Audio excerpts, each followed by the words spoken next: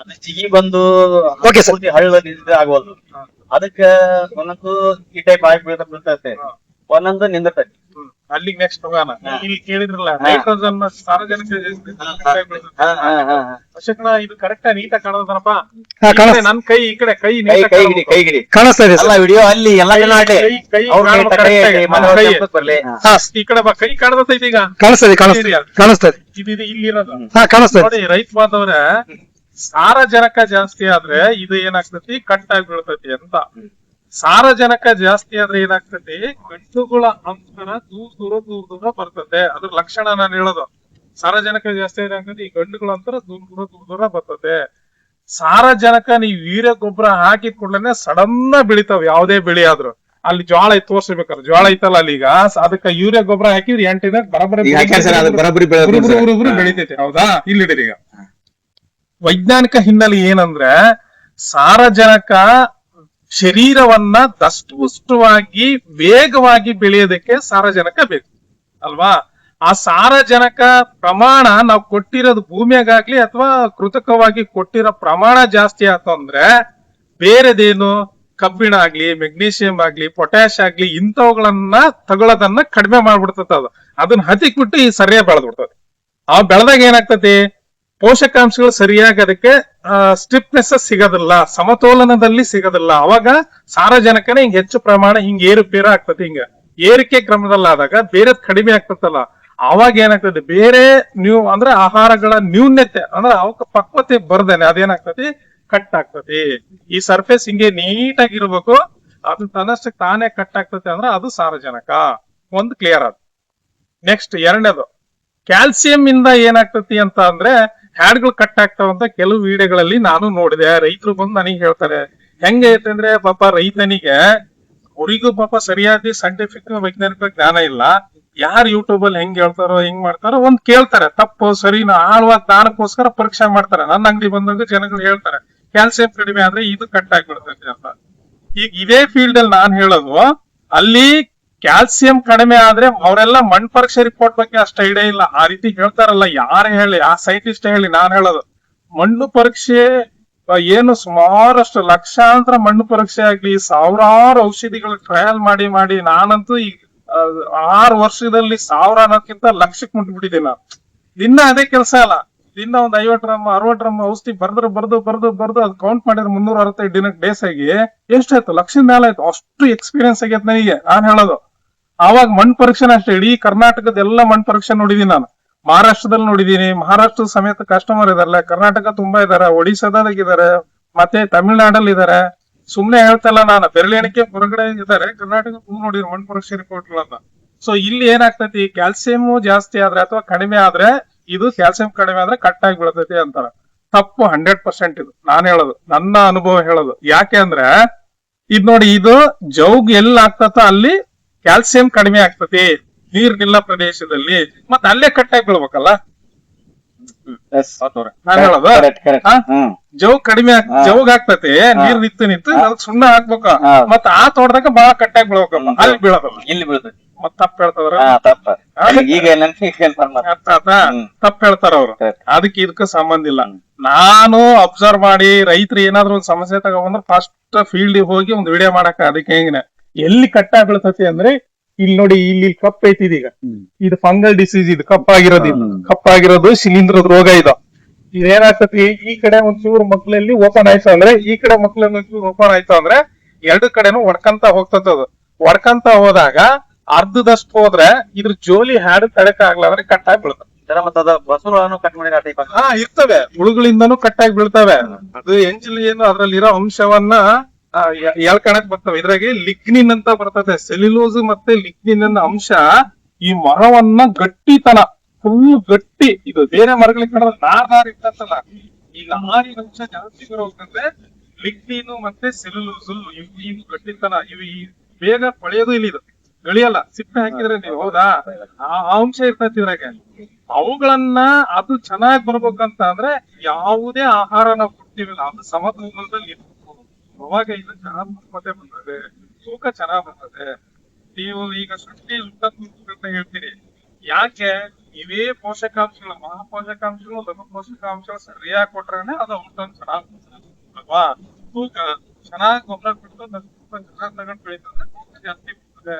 ಈಗ ನಮ್ಮ ಹತ್ರ ಮಾಡೋ ರೈತರು ಹೇಳ್ತಾರ, ಬೇರೆಯವ್ರ ಹತ್ರ ಹೋದ್ರೆ ಬಾಯಿ ತುಂಬಾ ಕಟ್ಟಬೇಕು ಅಂದ್ರೆ ಆ ವೆಯ್ಟ್ ಬರೋದಕ್ಕೆ. ನನ್ನ ಹತ್ರ ಬಾಯಿ ಬಲಿಯೋ ಲೆವೆಲಿಗೆ ಅವ್ರಕ್ಕಿಂತ ಜಾಸ್ತಿ ಬರ್ತದೆ. ಯಾಕೆ? ಸಮತೋಲನ ಆಹಾರ ಕೊಡ್ತೀನಿ ನಾವು.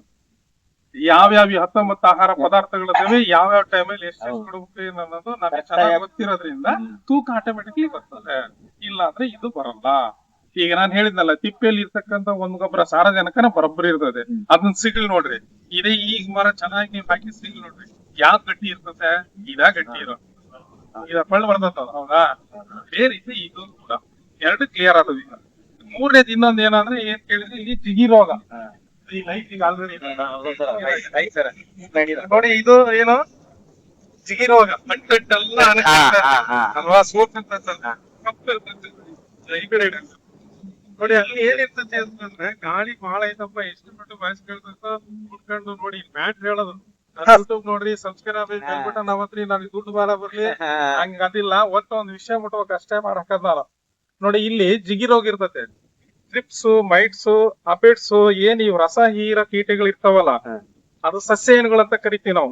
ಅಪಿಡ್ಸ್ ಅಂತ ಅದ್ರಲ್ಲಿ ಸಸ್ಯಹಣ್ಣು ಬ್ಲಾಕ್ ಬ್ಲಾಕ್ ಆಗಿರೋದು.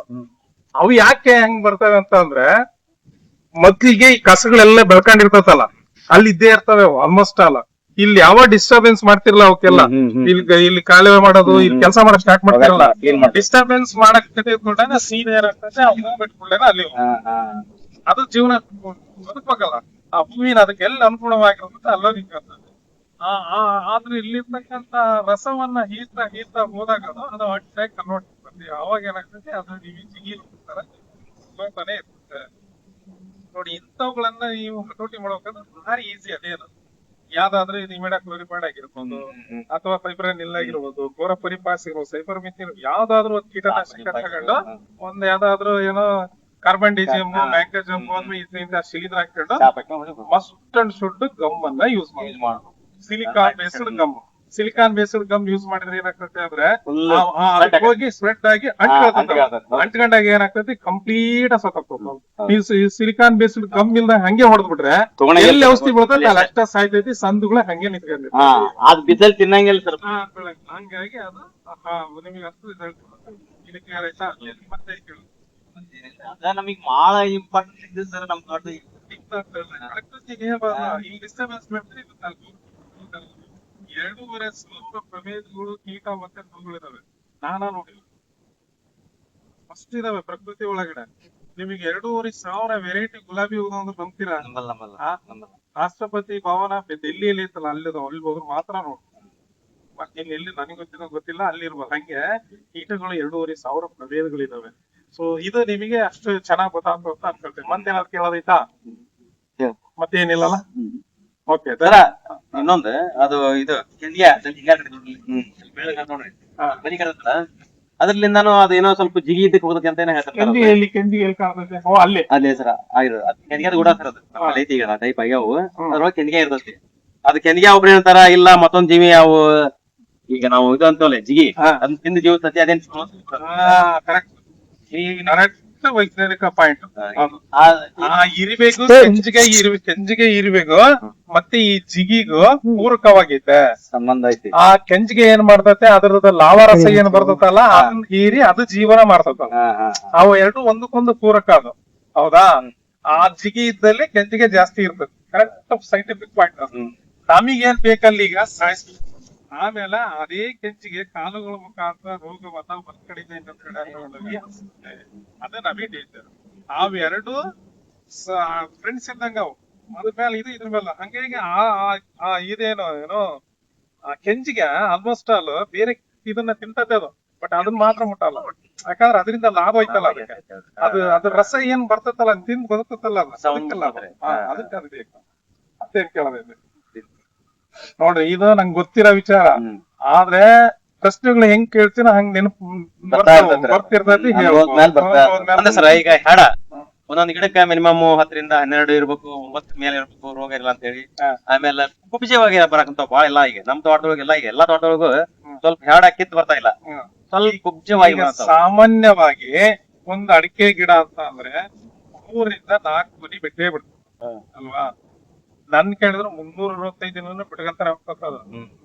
ಈ ವಾತಾವರಣದಲ್ಲಿ ಸೂರ್ಯನ ಬೆಳಕು ಮತ್ತೆ ಈ ವಾತಾವರಣ ಹೆಂಗಿರ್ತದ ಪಕ್ವತೆ ಆಧಾರದ ಮೇಲೆ ಕಾಯಿ ಸೆಟ್ಟಿಂಗ್ ಆಗ್ತದೆ. ಸೂರ್ಯನ ಬೆಳಕಿಲ್ಲ ಅಂದ್ರೆ ನಾವ್ ಯಾರು ಬೆಳೆಯಂಗಿಲ್ಲ, ಏನೂ ಇಲ್ಲ, ಮುಗ್ದೋಯ್ತು ಕತಿ ನಾವು ಅಲ್ವಾ. ಅದು ಹಂಗೆ ಮಳೆಗಾಲದಲ್ಲಿ ಯಾಕೆ ಬರಲ್ಲ ಅಂದ್ರೆ ಸೂರ್ಯನ ಬೆಳಕು ಅಷ್ಟಿರಲ್ಲ. ಈಗ ಈ ಸೂರ್ಯನ ಬೆಳಕು ಯಾವಾಗ ಸ್ಟಾರ್ಟ್ ಆಗ್ತದೆ, ಈಗ ಹಾರ ಬರ್ಲಿಕ್ಕೆ ಆಗ್ತದೆ, ಪಕ್ವತೆ ಬರ್ತದೆ. ಅದೇ ಪ್ರೋಸೆಸ್ ಅಲ್ಲಿ ಒಂದು 6 ರಿಂದ 7 ಹ್ಯಾಡ್ಗಳು ಆಲ್ಮೋಸ್ಟ್ ಅಲ್ಲೋ ಅಡಿಕೆ ಗಿಡದಲ್ಲಿ ಇದ್ದೇ ಇರ್ತವೆ. 10 ಮೇಲೆ ಇರ್ಬೇಕು, 9-10 ಮೇಲೆ ಇದ್ರೆ ಅದು ಪ್ರಸ್ತುತವಾದ ಅಡಿಕೆ ತೋಟ ಚೆನ್ನಾಗೈತೆ ಆರೋಗ್ಯ ಅಂತ ಅರ್ಥ. ಅದಕ್ಕೆ ನ್ಯೂನ್ಯತೆಗಳು ಅದೇ pH ಬ್ಯಾಲೆನ್ಸ್. ನ್ಯೂನ್ಯತೆಗಳಂದ್ರೆ ರೋಗ ಹುಳುಗಳಿಂದ ಅಲ್ಲ, ರೋಗ ಮತ್ತೆ ಆಹಾರದ ನ್ಯೂನ್ಯತೆಯಿಂದ ಏನಾಗಿರ್ತದೆ ಅಂದ್ರೆ ಅದು ಹೆಡ ಬರೋದು ಬಿಡೋದು ಡಿಪೆಂಡ್ ಆಗಿರ್ತದೆ. ಮತ್ತೆ ನನ್ನ ಆಗ್ತಿರ್ತದೆ. ಹಾ. ಓಕೆ, ಧನ್ಯವಾದಗಳು ನಿಮಗೆ. ನಿಮ್ಮ ಸಂಜನಾ ಅವರ ಟ್ರೇಡರ್ಸ್ ಮಂಜನಾ.